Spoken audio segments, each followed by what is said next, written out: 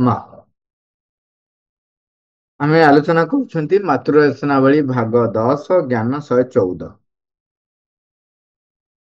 କାଲି ଆମେ ଆଲୋଚନା ଆରମ୍ଭ କରିସାରିଛନ୍ତି। ସେଥିରେ ଯାହା ଥିଲା ଆଲୋଚନା ଯେ ପ୍ରେମ ଆଉ ଘୃଣା ସେ ବିଷୟରେ ଚାଲିଥିଲା। ଘୃଣା ବିଶେଷ କରି ଥିଲା। ମା କହିଲେ ଯେ ଘୃଣା ଆଉ ପ୍ରେମ ଦୁଇଟା ଯାକର ସ୍ପନ୍ଦନ ମୂଳତଃ ଅଲଗା ପ୍ରକାର ନୁହେଁ।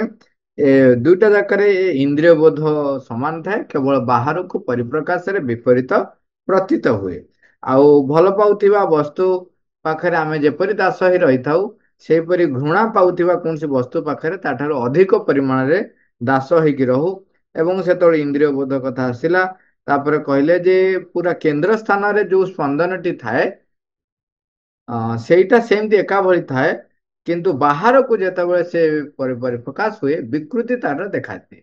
ସେତେବେଳେ ଆଉ ଗୋଟେ କଥା ଆମେ ଦେଖିଲେ ଯେ ବେଳେ ବେଳେ ସିଏ ତାର ଛଦ୍ମ ରୂପ ଦେଖାଏ। ଏବଂ ମୂଳ କଥା କହିଲେ ଯେ ସବୁ ଜାଗାରେ ସେଇ ଆସକ୍ତି ଏବଂ ଦାସତ୍ୱ ଏଇ ଦୁଇଟି ଜିନିଷ ଥାଏ।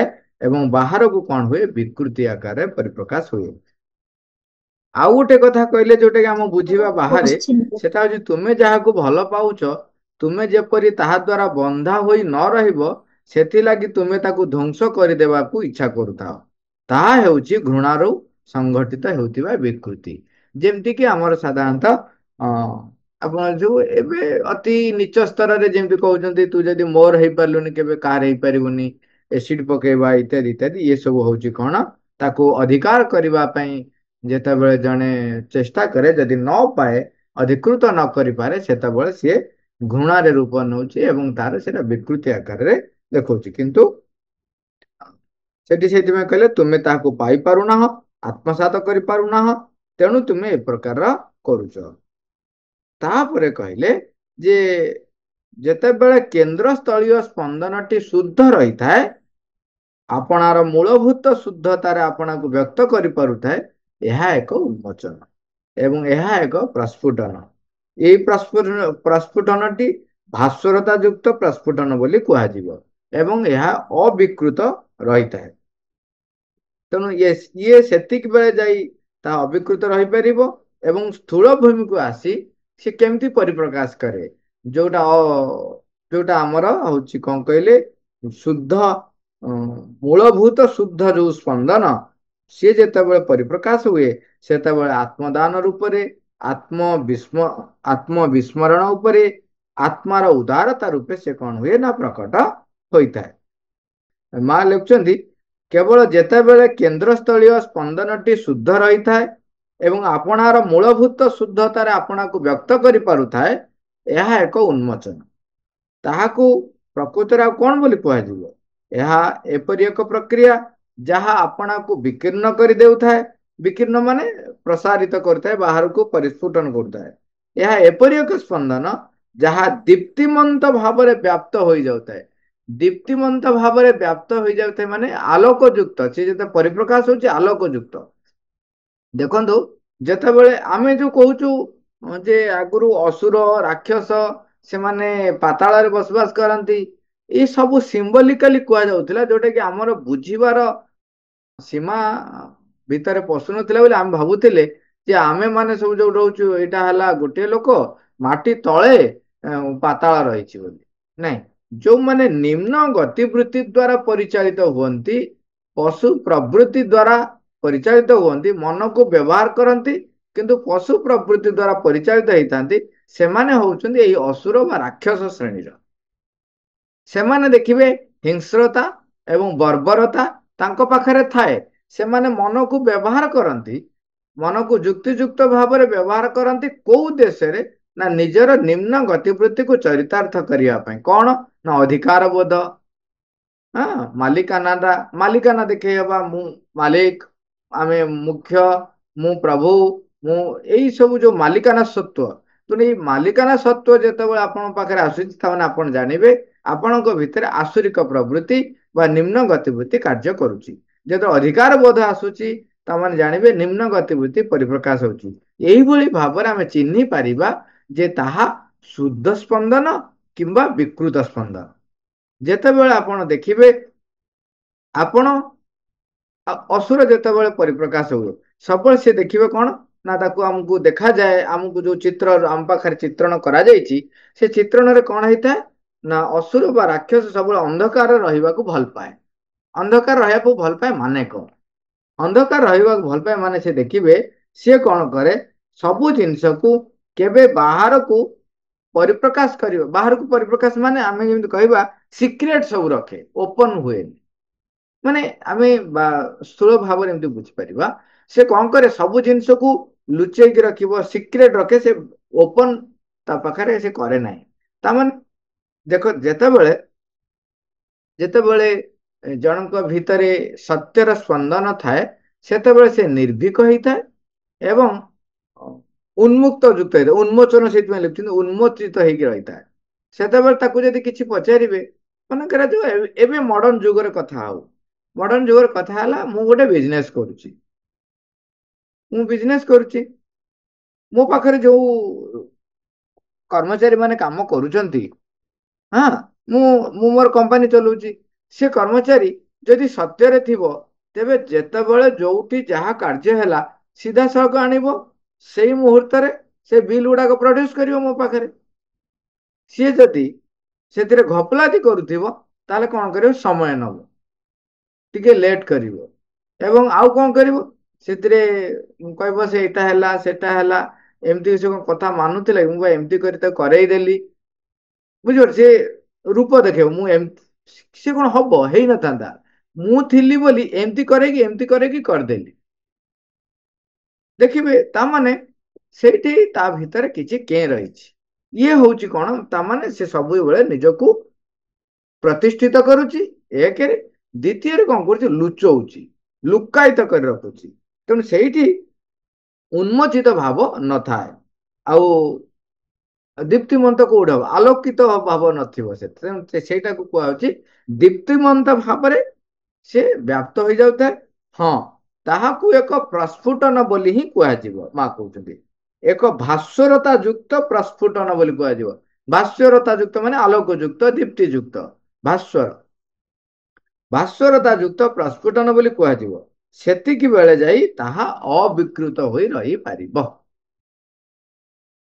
एवं स्थूल भूमि को आसी ताहा आपना को आत्मदान आत्मविस्मरण आत्मार उदारता रूपे प्रकट करता है माने सबु बेले ता भीतर एक भाव थिबो कोन जे पूर्ण भाव रे आत्म उत्सर्ग है निजको दान कर दे से कार्य करने भितर मजी रहउथिबो एवं आत्मविस्मरण तार से निजको भूली जाउथिबो निजको भूली जाउथिबो माने कोन बोका बोली है माने निजे जानी सुनी स्वतः प्रवृत्त भाव रे जो सर्वारंभे परित्यागी आम जोटा कथा बंदे सी कौन कार्य आरंभ न करी माँ जहाँ प्रेरणा दौथिबे अंतर प्रेरणा रे कार्य करुथिबो सेतेबेले आउ से निजको कोठी माने प्रतिष्ठित करिवो आत्मविस्मरण से कहले सी निजे नथिबो फ्रंट रे आपण देखिए आमे हम पाखर तो मामू नाहंती मामू सबु बेले जेतेबेले कार्य करथिबे से काहा काहा को नेकी काम करथिबे निजे फ्रंट रे नथिबे सबु कार्यर श्रेय से आउ जने पाउथिबो आउ जने पाउथिबो सेते तांकर की जायस नाही कारण सेमाने सेमाने निजको प्रतिष्ठित करिया को चाहती नाही तेणु आत्मविस्मरण हो जाइथिबो आत्मार उदारता रूपे प्रकट हेतो आत्मार उदारता आमर जो उदारता भितर बहुत फरक रही आमर जो उदारता रोची कौन रोची आमे स्वल्प ज्ञान नहीं अन्य मानक ऊपर दया देखा जो ता पाखे उदारतार माने रूप नहीं पहुंचुचु जेमती ता पाखे किसी नाही मु ताकू देदेली सी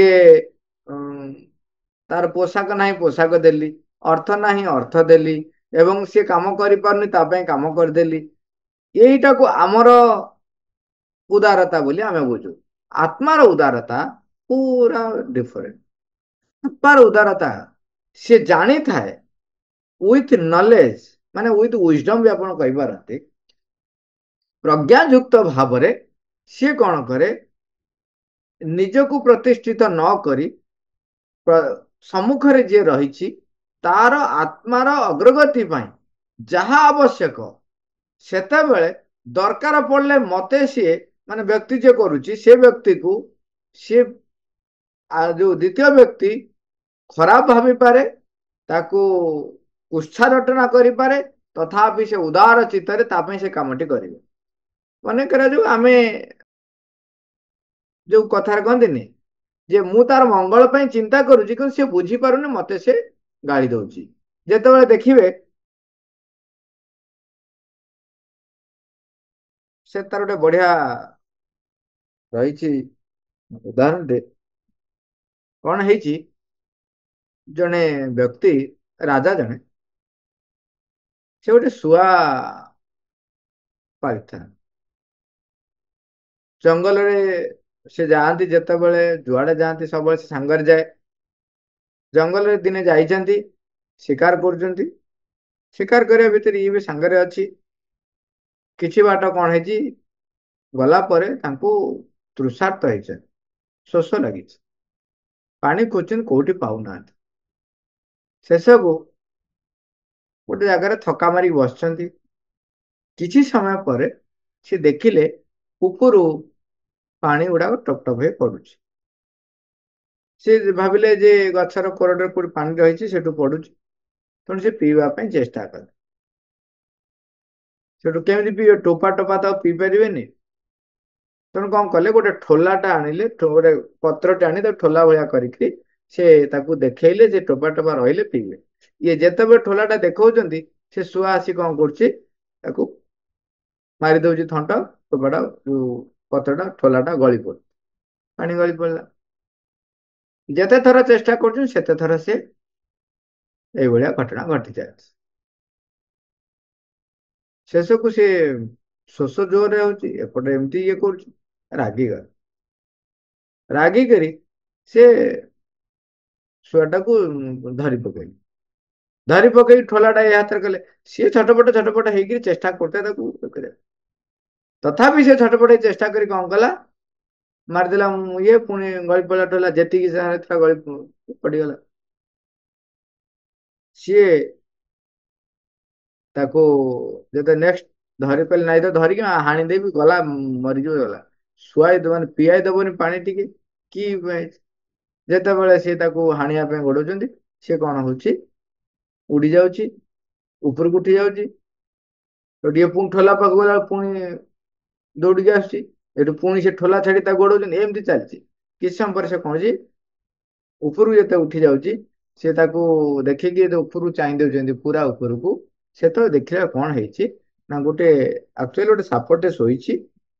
ସାପଟେ ଶୋଇଛି, ତାର ପାଟିଟା ସେ ଖୋଲା କରିଛି, ତା ଗରଳ ଗୁଡାକ ପଡୁଛି। କୌଣସି ମୁହୂର୍ତ୍ତରେ ଟୋପାଏ ବି ଯଦି ରାଜା ପିଇଥାନ୍ତେ, ତାହେଲେ ମରି ଯାଇଥାନ୍ତେ। ଏଠି କଥା ହଉଛି କଣ, ରାଜା ଯେତିକି ତାପରେ ବିରକ୍ତ ହଉଥିଲେ କଣ, ସେ କହୁଥିଲେ ମୁଁ ତୃଷାର୍ତ୍ତ, ପାଣିଟେ ପିଇବାକୁ ଯାଉଛି କିନ୍ତୁ ମତେ ସେ ପିଆଇ ଦଉ। କିନ୍ତୁ ସେଗୁଡା ଯେ ପାଣି ନୁହଁ ଗରଳ, ସେ କଥା ସିଏ ଜାଣିଛି। ତେଣୁ ସେ ପିଆଇ ଦଉନି, ଚଢେଇ ପିଆଇ ଦଉନି, କି ଚଢେଇ ତ କହିପାରୁନି। ଏଇଠି ହଉଛି ଅସୁବିଧା। ଯେତେବେଳେ ଆତ୍ମାର ଉଦାରତା କଥା ଉଠେ, ସିଏ ଯେତେବେଳେ କାହା ପ୍ରତି ଉଦାରତା ଭାବ ପୋଷଣ କରେ, ସେତେବେଳେ ସେ ଜାଣିଥାଏ ତାର କୋଉଥିରେ ଅଗ୍ରଗତି ହବ। ସେ ଅଗ୍ରଗତି ପାଇଁ ଯାହା ଦରକାର ସେ ତା କରିବ। ସେଇଥିରେ ତମ ପାଇଁ କଣ, ତମେ କଣ ଫିଲ୍ କରୁଛ ତାର ସହିତ କିଛି ନାହିଁ। ଇଏ ହଉଛି ଆତ୍ମାର ଉଦାରତା। ଆତ୍ମାର ଉଦାରତାରେ ତେଣୁ ଅନ୍ୟ ଜଣର, ଅନ୍ୟ ବ୍ୟକ୍ତିର ଆତ୍ମାର ଅଗ୍ରଗତି ଘଟେ, ବା ତାର ବାହ୍ୟ ମନ ପ୍ରାଣ ଶରୀରର ଅଗ୍ରଗତି ଘଟେ। ତାପରେ କହୁଛନ୍ତି, ଏବଂ ଏହା ବିଚାର ରୂପେ ଆଦୌ ପ୍ରତ୍ୟକ୍ଷ ହୁଏ ନାହିଁ, ନାନା ସ୍ପନ୍ଦନ ରୂପେ ହିଁ ପ୍ରତ୍ୟକ୍ଷ ହୋଇଥାଏ। ଏହା ପ୍ରକୃତରେ ଏକ ଅତ୍ୟନ୍ତ ଆଗ୍ରହ ଉଦ୍ଦୀପକ ବିଷୟ। ବସ୍ତୁତଃ ମୋତେ ଏବେ ଏ ବିଷୟରେ ବହୁତ କିଛି ଅଧ୍ୟୟନ କରିବାକୁ ପଡିଥିଲା। ମୋତେ ଏହି ସବୁ ସ୍ପନ୍ଦନକୁ ପ୍ରତ୍ୟକ୍ଷ କରିବାର ସୁଯୋଗ ମଧ୍ୟ ମିଳିଥିଲା। ତାର ବାହ୍ୟ ପରିଣାମ ଗୁଡ଼ିକୁ ହୁଏତ ଅତ୍ୟନ୍ତ ଦୁଃଖଦ ବୋଲି କୁହାଯାଇପାରେ। ବ୍ୟବହାରିକ ଦୃଷ୍ଟିକୋଣରୁ ସେଗୁଡ଼ିକ ହୁଏତ ଅତ୍ୟନ୍ତ ଭୟଙ୍କର ହୋଇପାରେ। ଅର୍ଥାତ୍ ଏହି ପ୍ରକାରର ସ୍ପନ୍ଦନ କ୍ଷତି ଘଟାଇବାର ଏବଂ ଧ୍ୱଂସ କରିଦେବାର ବାସନାକୁ ଅତ୍ୟଧିକ ପରିମାଣରେ ଉତ୍ସାହିତ କରିଥାଏ। ମାତ୍ର ଗଭୀରତର ସତ୍ୟର ଦୃଷ୍ଟିକୋଣରୁ ବିଚାର କରି ଦେଖିଲେ ଏହି ବିକୃତିକୁ ସେ ଅନ୍ୟଟି ଠାରୁ କୌଣସି ଗୁଣରେ ଆଦୌ ଅଧିକ ବଡ଼ ବୋଲି କୁହାଯିବ ନାହିଁ। କେବଳ ଏଇଟିର ସ୍ୱଭାବରେ ଅଧିକ ପରିମାଣରେ ଏକ ଆକ୍ରମକତା ଥାଏ, ମାନେ ଆକ୍ରମଣକାରୀକାର ଯୋଉ ଭାବ ସେଇଟା ରହିଥାଏ। କୋଉଥିରେ? ଯେତେବେଳେ ଘୃଣାର ସ୍ପନ୍ଦନ ଆସେ ସେତେବେଳେ ଆକ୍ରାମକ ହେଇକିରି ମଣିଷ କିଛି କରି ବସେ ଏବଂ ପରିଣାମ କଣ ହବ ସେଥିରେ ତାର କି ଯାଏ ଆସିନଥାଏ। ତାହା ଯେକୌଣସି ବ୍ୟବହାର ଦୃଷ୍ଟିକୋଣରୁ ବହୁତ ଭୟଙ୍କର ରୂପ ବି ନେଇପାରେ, ଦୁଃଖଦ ରୂପ ମାନେ ଘଟଣା ବି ଘଟାଇପାରେ।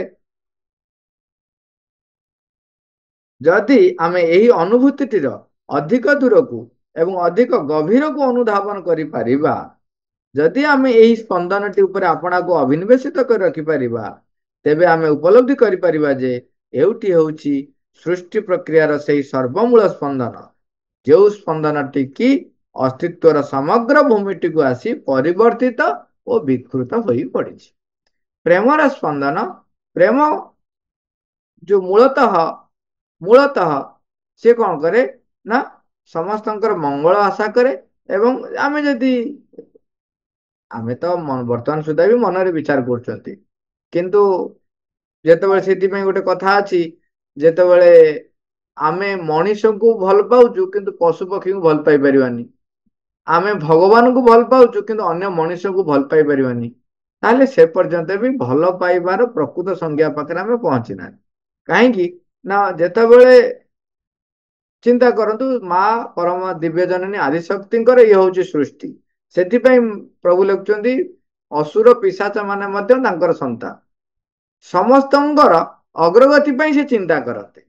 ସେତେବେଳେ ତାଙ୍କ ପାଖରେ ଯିଏ ଅସୁର ଯିଏ ପିଶାଚ, ତା ପ୍ରତି ତାର ଅଗ୍ରଗତି ପାଇଁ ଯାହା ଆବଶ୍ୟକ ସେଥିରେ ତାର ଅଗ୍ରଗତି ହିଁ ହବ। ତେଣିକି ତା ପାଇଁ ସେଇ ଯୋଉ ଘଟଣା ଗୁଡିକ ଭୟଙ୍କର ହେଇପାରେ ଏବଂ ତାର ଜମାରୁ ତା ଇଚ୍ଛା ଅନୁଯାୟୀ ନ ହେଇଥାଇପାରେ, ପୁରା ବିପରୀତ ହେଇଥାଇପାରେ। ସେଥିପାଇଁ ସିଏ କୌଣସି ପ୍ରକାରର ଦୟାମାୟା ନ ଦେଖେଇକି କଣ କରନ୍ତି, ତା ପାଇଁ ଯାହା ଆବଶ୍ୟକ ସେ ଘଟଣା କରନ୍ତି। କିନ୍ତୁ ସମସ୍ତଙ୍କ ପ୍ରତି ତାଙ୍କ ଭିତରେ ସ୍ପନ୍ଦନ କଣ ଥାଏ? ସ୍ପନ୍ଦନ ହଉଛି ଏକା। ଭଲ ପାଇବାର ଯୋଉ ପ୍ରେମ ଯୋଉ ସ୍ପନ୍ଦନ, ସେଇ ଯୋଉ ଗୂଢ ଗଭୀର ସମ୍ପର୍କ, ସିଏ ହଉଛି ପ୍ରେମର ସ୍ପନ୍ଦନ। କିନ୍ତୁ ଯେତେବେଳେ ମଣିଷ ରୂପ ଶରୀରକୁ ଆସିଲା, ସେଠି ପ୍ରେମ କଣ? ଆମେ ଯଦି ନର୍ମାଲ ଭାଷାରେ ବୁଝିବା, ତାହେଲେ ସିଏ ସମସ୍ତଙ୍କୁ ବନ୍ଧନରେ ବା ବାନ୍ଧିକି ରଖେ ପ୍ରେମ। ଯେମିତି କୁହାଯାଏ ଯେ ଘରର ଛାତ, ଘର ସହିତ ତାର ବନ୍ଧନ ରହିଛି। ଯୋଉ ବନ୍ଧନ କୁହନ୍ତୁ, ଆପଣ ସିମେଣ୍ଟ ଲଗାଇ ବନ୍ଧନ କୁହନ୍ତୁ ବା ସୂକ୍ଷ୍ମ ସ୍ତରର ବନ୍ଧନ କୁହନ୍ତୁ, ପ୍ରେମ କଣ କରେ? ଏକତ୍ର କରେ ଏବଂ ଦୀପ୍ତିମନ୍ତ କରେ। ଏଠି କଣ ହଉଛି, ଯେତେବେଳେ ମଣିଷ ପାଖରେ ଭଲ ପାଇବା ଆସୁଛି, ପଶୁମାନଙ୍କ ପାଖରେ ତାଙ୍କର ପ୍ରବୃତ୍ତିଗତ ଦୃଷ୍ଟିକୋଣରୁ ଯେ ପର୍ଯ୍ୟନ୍ତ ଶାବକ ତାର ନିଜର ଯୋଉ ଆମେ କହିବା ନିଜର ଖାଦ୍ୟ ସଂଗ୍ରହ କରିବା ଏଥିପାଇଁ ଏଲିଜିବୁଲ ନ ହେଇଥାଏ, ସେ ପର୍ଯ୍ୟନ୍ତ ସେ କଣ କରନ୍ତି, ତାକୁ ଟ୍ରେନ କରାନ୍ତି, ତା ସହିତ ଲାଗନ୍ତି। ତାପରେ ଯେତେବେଳେ ଏଲିଜିବୁଲ ହେଇଯାଏ, ସିଏ ଅଲଗା ଇଏ ଅଲଗା। ସେଥିରେ ତାଙ୍କର ବିଚ୍ଛେଦର ଦୁଃଖ ନଥାଏ। ପ୍ରବୃତ୍ତିଗତ ଭାବରେ ସେମାନେ ନିଜ ନିଜ କାର୍ଯ୍ୟ କରନ୍ତି। ଏବଂ ଯେତେବେଳେ ଆମେ ବି ଦେଖୁଛୁ ମନୁଷ୍ୟ ମାନଙ୍କ ସଂସ୍ପର୍ଶରେ ଯେତେବେଳେ ଆସିଛନ୍ତି, ସେତେବେଳେ ମନର ପ୍ରଭାବ ପଡିଛି, ସେଠି ଭିନ୍ନ ଭିନ୍ନ ବିକୃତି ମଧ୍ୟ ଘଟିବାରେ ଦେଖାଯାଏ। କିନ୍ତୁ ପଶୁମାନଙ୍କ ଭିତରେ ସ୍ୱତଃ ପ୍ରବୃତ୍ତ ଯୋଉ ପ୍ରବୃତ୍ତି ଥାଏ, ଯଦି ଆପଣ ତାଙ୍କର ସେବା କରୁଛନ୍ତି, ତାଙ୍କୁ କିଛି ଭଲ ପାଇବା ଦେଇଛନ୍ତି, ସିଏ ମଧ୍ୟ ତାଙ୍କର ହିଂସ୍ରତା ତା ବାଟରେ ତମ ପ୍ରତି ମଧ୍ୟ ତାଙ୍କର ସେ ଭଲ ପାଇବା ଏବଂ ଏଇଟା ହଉଛି ପ୍ରବୃତ୍ତିଗତ ଭଲ ପାଇବା। ଯେତେବେଳେ ମଣିଷ ପାଖକୁ ଆସୁଛି, ମନ ପଶିଛି ତାକୁ ବିକୃତ କରିଦେଇଛି।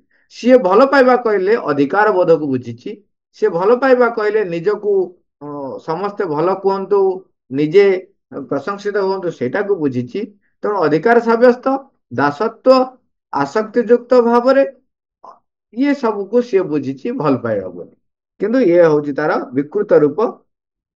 ମା ସେଥିପାଇଁ କହୁଛନ୍ତି ଏଥିରେ ସେ ବିକୃତ ହେଇ ପଡିଛି, ପରିବର୍ତ୍ତିତ ହେଇଯାଇଛି ଏବଂ ସେଇ କ୍ଷେତ୍ରରେ ସର୍ବ ସ୍ୱୀକାରକାରୀ ଉଷ୍ମତା ରହିଥାଏ। ଏହାକୁ ଠିକ ଏକ ମଧୁରତା ବୋଲି ଆଦୌ କୁହାଯିବ ନାହିଁ। तथापि यह हूँ गोटे प्रकार तीव्र मधुरता से क्षेत्र में एक सर्व अंतर्गतकारी उष्मता रही है जो कि जी हर्ष रही है से दुख रही है अवश्य दुख जी रही है तार अधिक परिमाण हर्ष रही है जदि तार मूलगत स्पंदन को जीवे से आनंद ही आनंद थाए किंतु बाहर को परिप्रकाश जो मन ताको तार जो व्याख्या देती विकृत कर माँ कहते विशेषकर मनुष्यर जो नैतिक भूमि रही ये विकृति घटनाटी विकृति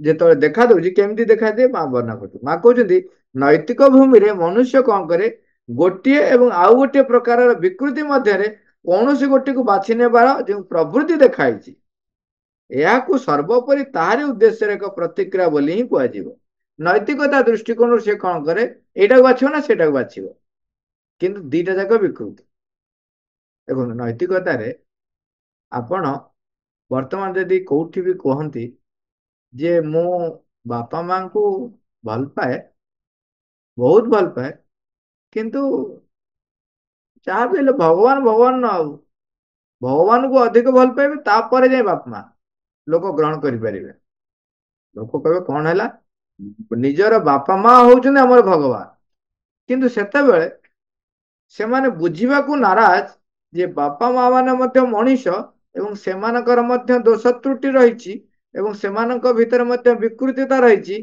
से माने पर्यंत परिपूर्ण पूर्णांग से नांती किंतु किंतु लोक एबे भी अनेक लोक कहती करती कौन बापा माँ जहा कहिबे ताकू भगवान सदृश पालन करिवे किंतु आमे इटा नैतिकतार ठीक अच्छे सेठी कौन करे सी जोटा एटा को बाछिबे सेटा बाछिबो एवं सब कथा देखंतु जेहेतु आमे अज्ञानतारे एवं संकीर्णतारे रहिचु तेबे आम पाखरे प्रज्ञा नाही जेतले प्रज्ञा नाही आमे जोटा को आनी थोइबु सब जाक होउची कोन सत्यर विकृत रूप हेची ता माने सेटा मिछ बा माने मिछ बोली कहूनी किंतु विकृत रूप सत्यर तेणु तुम कौटा को बाछिब एटा को बाछिब ना सेटा को बाछिब जो दीटा जाक बाछिब से दीटा जाक विकृत जेमती कथार कहती गोटे मु धरी बाँ हाथरटा नब ना डाण हाथटा नब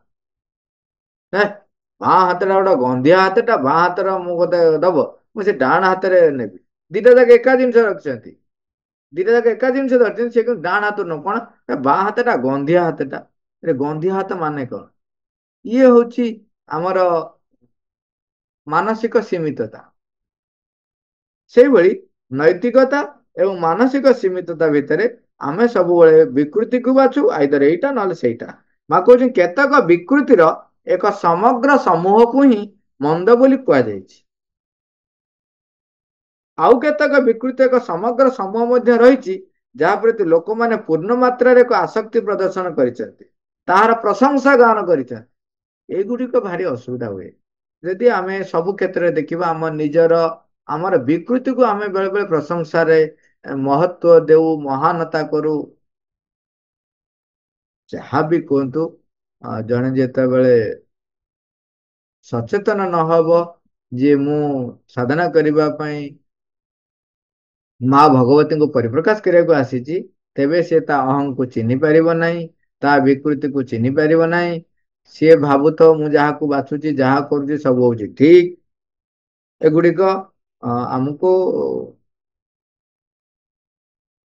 वर्तमान मु जहाँ भी उदाहरण देवी लगे जमी मुझे क्या आक्षेप कर तेणु मु उदाहरण दौना जड़े जिते बड़े निजे चेष्टा कर मांकर तेबे से चिन्ह पार ता चतुर्पार्श्व जहाँ जहाँ घटना घटुची सी जो इनवल्व रोची कौथिरे से विकृत बा विकृति रही बाछिब कि न बाछिब असल दृष्टिकोण रू माँ कहते असल दृष्टि विचार कर देखिले यही विकृति गुड़िक से अन्य विकृति गुड़िक अपेक्षा आदौ खूब बेसी अधिक भल बोली कहना ना सब जाक हूँ विकृति तापर कहते ताहले कौन कौन करने को पड़ो छोटा स्टेप कहते वस्तुतः आमको सर्वप्रथमे से ही केन्द्रस्थ स्पंदनटी विषय रे ही एक अवबोध ଲାଭ କରିବାକୁ ହେବ। ଆମର କେନ୍ଦ୍ରରେ ଯୋଉ ଶୁଦ୍ଧ ସ୍ପନ୍ଦନଟି ରହିଛି, ଆତ୍ମାର ଯୋଉ ପରିପ୍ରକାଶ ରହିଛି, ଚୈତ୍ୟ ସତ୍ତାର ଯୋଉ ବିକାଶ ରହିଛି, ଚୈତ୍ୟ ସତ୍ତା ସହିତ ସମ୍ପର୍କୀଭୂତ ହବା ପାଇଁ ତାର ଅବବୋଧ ଯେ ସିଏ ଅଛନ୍ତି ଏବଂ ସିଏ ପୂର୍ଣ୍ଣତଃ ଅବିକୃତ ଭାବରେ ପରିପ୍ରକାଶ ହେଇପାରନ୍ତି ଏବଂ ସର୍ବଶକ୍ତିମାନ ବା ସର୍ବ ଜ୍ଞାନର ଆଲୋକର ସିଏ ହଉଛନ୍ତି ଗନ୍ତାଘର, ଏଇଟାର ଅବବୋଧ ଆମେ ଲାଭ କରିବାକୁ ହବ। ଇଏ ହଉଛି 1 ନମ୍ବର ପଏଣ୍ଟ। 2 ନମ୍ବର ପଏଣ୍ଟ କହିଲେ ତାପରେ ତାହାର ଅନନ୍ୟ ଓ ଅଦ୍ଭୁତ ଗୁଣାତ୍ମକତାକୁ ଏପରି ଅଧିକ ପରିମାଣରେ ହୃଦୟଙ୍ଗମ କରିବାକୁ ହେବ ଯେ ଆମେ ଯେପରି ତଦ୍ୱାରା ସ୍ୱତଃ ପ୍ରେରିତ ଓ ସ୍ୱାଭାବିକ ଭାବରେ ଯାବତୀୟ ବିକୃତିରୁ ଦୂରରେ ରହିପାରିବା। ତେଣୁ ଦ୍ୱିତୀୟ କଥାଟା କହିଲେ କଣ, ଅନନ୍ୟ ଏବଂ ଅଦ୍ଭୁତ ଯୋଉ ଗୁଣାତ୍ମକତା ରହିଛି ତାକୁ ହୃଦୟଙ୍ଗମ କରିବା, ଚିହ୍ନିବେ, ଅବବୋଧ କରିବେ, ହଁ ଅଛନ୍ତି, ସ୍ୱୀକାର କରିବେ, ତାପରେ ତାକୁ ହୃଦୟଙ୍ଗମ କରିବେ ଯେ ତାଙ୍କ ପାଖରେ ଅନନ୍ୟ ଏବଂ ଅଦ୍ଭୁତ ଗୁଣାତ୍ମକତା ରହିଛି, ତାକୁ ହୃଦୟଙ୍ଗମ କରିବେ। ସେ ତାପରେ କହୁଛି ଏଇ ତା ଦ୍ୱାରା ହୃଦୟଙ୍ଗମ କରିବେ, ଏମିତି ଭାବରେ ହୃଦୟଙ୍ଗମ କରିବେ ଯେ ସ୍ୱତଃ ପ୍ରେରିତ ହେଇକିରି ଯାବତୀୟ ବିକୃତିରୁ ଦୂର ରହିବ, ଭଲ ଆଉ ମନ୍ଦ ଉଭୟ ପ୍ରକାରର ବିକୃତିରୁ ମଧ୍ୟ ଯେପରି ଦୂର ହେଇ ରହିବ। କହୁଛି ସେଗୁଡିକ ଯାହା ହୋଇଥାନ୍ତୁ ପଛକେ, ବାହାରକୁ ଦେଖା, ଯେମିତି କହନ୍ତି ଅନ୍ୟର ମଙ୍ଗଳ ପାଇଁ ମିଛ କହିଲେ ଚଳିବ, ଇଏ ସବୁ ହଉଛି ମାନେ ଭେକ୍, ସବୁ ଭଲ ମନ୍ଦ ଉଭୟ ପ୍ରକାରର ସେ ଯାହା ହେଇଥାଉ ସେ ସବୁ ହଉଛି ବିକୃତି ଏବଂ ସେ ବିକୃତିରୁ ନିଜକୁ ଦୂରେଇ ରହିବାକୁ ପଡିବ। 3ରେ କହିଲେ ଯେ ଆମେ ସର୍ବଦା ଗୋଟେ ଜାଗାକୁ ବାରମ୍ବାର ଲେଉଟି ଆସୁଛୁ, ଆମେ କରି କରି ଯାଉଛୁ କିନ୍ତୁ ସେ ଯୋଗାକୁ ସେ ପୁଣି ପଛରେ, ସେଥିପାଇଁ ସମାଧାନ ଗୋଟିଏ ରହିଛି। 3 ନମ୍ବର ପଏଣ୍ଟ କୁ ସମାଧାନ ହଉଛି ଗୋଟିଏ, କଣ ନା ବସ୍ତୁ ଗୁଡିକର ଯଥାର୍ଥ ସତ୍ୟକୁ ଉପଲବ୍ଧି କରିବା। ଯୋଉ ବସ୍ତୁ ଯୋଉ ଯାହାକୁ ମୁଁ ବ୍ୟବହାର କରୁଛି ତାର ଯଥାର୍ଥ ସତ୍ୟକୁ ଉପଲବ୍ଧି କରିବା। ଆମେ ଯୋଉ କାର୍ଯ୍ୟ କରୁଛନ୍ତି ସେ କାର୍ଯ୍ୟର ସତ୍ୟତାକୁ ଉପଲବ୍ଧି କରିବା। ଆମେ ଯୋଉ ବ୍ୟକ୍ତି ସହିତ ମିଶୁଛନ୍ତି ସେ ବ୍ୟକ୍ତିର ସତ୍ୟତାକୁ ଉପଲବ୍ଧି କରିବା। ଯୋଉଠି ଦେଖିବେ ବିକୃତି ରହିଛି, ଯୋଉଠି ଦେଖିବେ ବସ୍ତୁରେ ହଉ, ବ୍ୟକ୍ତିରେ ହଉ, ଘଟଣାରେ ହଉ, କାର୍ଯ୍ୟରେ ହଉ, ତେବେ ସେ ତତ୍କ୍ଷଣାତ ତାକୁ ପ୍ରତ୍ୟାଖ୍ୟାନ କରିବେ ଏବଂ ବର୍ଜନ କରିକି ଚାଲି ଆସିବେ। ଯଦି ନିଜ ଚିନ୍ତାରେ ବି ରହିଲା ତେବେ ସେ ଚିନ୍ତାକୁ ବି ବର୍ଜନ କରିବେ। ତେଣୁ ଯଥାର୍ଥ ବସ୍ତୁ ଗୁଡିକର ଯଥାର୍ଥ ସତ୍ୟକୁ ଉପଲବ୍ଧି କରିବେ, ତାପରେ କହୁଛନ୍ତି ତାହାକୁ ହିଁ ଅବଲମ୍ବନ କରି ରହିଥିବା ଏଇ ସାରଭୂତ ସତ୍ୟ, ଯୋଉ ସତ୍ୟ ତା ଭିତରେ ରହିଛି ତାକୁ ହିଁ ଅବଲମ୍ବନ କରିବା। ତାମାନେ ମୁଁ ସତ୍ୟ ପଛରେ ହିଁ ରହିବି, ବିକୃତି ଯଦି ରହିଛି ମୁଁ ସେ ତାକୁ ଗ୍ରହଣ କରିବି ନାହିଁ ସିଧାସଳଖ, ତାହେଲେ କଣ ହବ ନା ଆମର ଅଗ୍ରଗତି ତୀବ୍ର ହବ। ସେ କହୁଛନ୍ତି ସେଇ ସାରଭୂତ ସତ୍ୟକୁ ଆମେ କଣ କରିବା ନା ଅବଲମ୍ବନ କରିବା। 3 ନମ୍ବର କହିଲେ ଯଥାର୍ଥ ସତ୍ୟକୁ ଉପଲବ୍ଧି କରିବା, ତାପରେ କହିଲେ ସେଇ ସାରଭୂତ ସତ୍ୟକୁ ଅବଲମ୍ବନ କରି ରହିବା, ତାପରେ 5ରେ କହୁଛନ୍ତି ସାରଭୂତ ଯଥାର୍ଥ ପ୍ରେମର ଏହି ସତ୍ୟଟିକୁ ଉପଲବ୍ଧି କରିବା।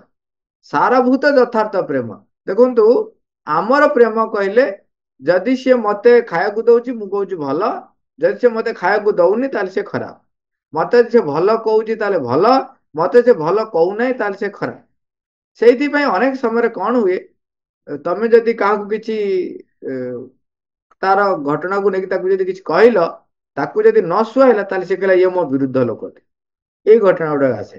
ପ୍ରକୃତରେ ଯଥାର୍ଥ ପ୍ରେମକୁ ଯଦି ଅନୁଭୂତ ଯଦି କରିବାକୁ ଚାହିଁବ ତେବେ ଦେଖିବ ଯୋଉ ବ୍ୟକ୍ତିଟି ମତେ ମୋର ଭୁଲ ଦେଖେଇ ଦଉଛି ତମେ ତାକୁ ଶୀଘ୍ର ଗ୍ରହଣ କରିବ, ତାକୁ ପ୍ରଶଂସା କରିବା କଥା, ତାକୁ ନିଜର ବୋଲି ଗ୍ରହଣ କରିବା କଥା। ପ୍ରାୟତଃ ଦେଖିବେ ଟିନ୍ ଏଜରେ କଣ ହୁଏ, ଟିନ୍ ଏଜରେ ତାଙ୍କୁ ଯିଏ ସବୁ ଅଟକାନ୍ତି, ମାନେ ଯିଏ ଭୁଲ କଲେ ଅଟକେଇ ଦଉଥିଲେ ତା ଉପରେ ବେଶୀ ଚିଡନ୍ତି, କିନ୍ତୁ ଓଲଟାଟା ହବା କଥା, ତମ ଉପରେ ତାଙ୍କର ଅଧିକାର ଅଛି ବୋଲି ସେ ତମର ଭୁଲଟାକୁ ଦେଖେଇ ଦଉଛନ୍ତି ଏବଂ ତମକୁ ଅଟକେଇବାକୁ ଚେଷ୍ଟା କରୁଛନ୍ତି। ଇଏ ଜାଗତିକ କଥାରେ କହୁଛି, ଏଠି କହୁଛି ଯଥାର୍ଥ ପ୍ରେମର ସତ୍ୟକୁ ଉପଲବ୍ଧି କରିବେ। 6 ନମ୍ବର କହୁଛନ୍ତି ପୁଣି କଣ ନା ସେଇ ଯଥାର୍ଥ ପ୍ରେମର ସତ୍ୟଟିକୁ ହିଁ ଅବଲମ୍ବନ କରି ରହିବେ। ଯେତେବେଳେ ବି ଆପଣ କାର୍ଯ୍ୟ କରିବେ ସେ ଯଥାର୍ଥ ପ୍ରେମରେ ରହି କାର୍ଯ୍ୟ କରିବେ। ଏ ଗୁଢ କଥା ଗୁଡିକ ଏଇଟା ମାଙ୍କୁ ପ୍ରାର୍ଥନା କଲେ ମା ଆମକୁ ଏଇଟା ଜଣେଇଦେବେ। ଆଉ ଏଇଟା ମାନସିକ ଭାବରେ ବୁଝିବା ଏତେ ସହଜ। ଆଉ ମୁଁ କହିଲା ମାନେ କଥା ଗୁଡିକ ଯେପରି ଲାଗିବ ଇନଫର୍ମେସନ ଲାଗିବନି, ଲାଗିବ ମୁଁ ଦେଖିଛି କାହିଁକିନା ଅନେକ ସମୟରେ ପାଠଚକ୍ରରେ ମାମୁଁ ଯେତେବେଳେ ସେ ଗୂଢ ଗଭୀର କଥା ଗୁଡିକ କହନ୍ତି, ଯୋଉମାନଙ୍କ ଭିତରେ ସେ ଖରାପ ଖରାପ ଗୁଣ ଗୁଡିକ ଥାଏ, ସେମାନେ ମୁଁ ଶୁଣିଛି ସେମାନେ ସବୁ କହନ୍ତି ମାମୁଁ ମତେ ଦେଖେଇ ଦେଖେଇ କହୁଛନ୍ତି, କହନ୍ତି ମାମୁଁ ଜାଣି ଶୁଣି ଏଇବା ଏଇ ତାକୁ ଦେଖେଇ କହୁଛନ୍ତି, ଆକୁ ଦେଖେଇ କହୁଛନ୍ତି, ମତେ ଦେଖେଇ କହୁଛନ୍ତି। ଏଇଥିପାଇଁ ବା ଇଚ୍ଛା ହୁଏନି, ଯୋଉମାନେ ସବୁ ସେମିତି ପ୍ରବୃତ୍ତିର ଥାଆନ୍ତି ସେମାନେ ଭୁଲ ବୁଝନ୍ତି। ତେଣୁ ମୁଁ ଉଦାହରଣ ଦେବାକୁ ଚାହୁଁନାହିଁ।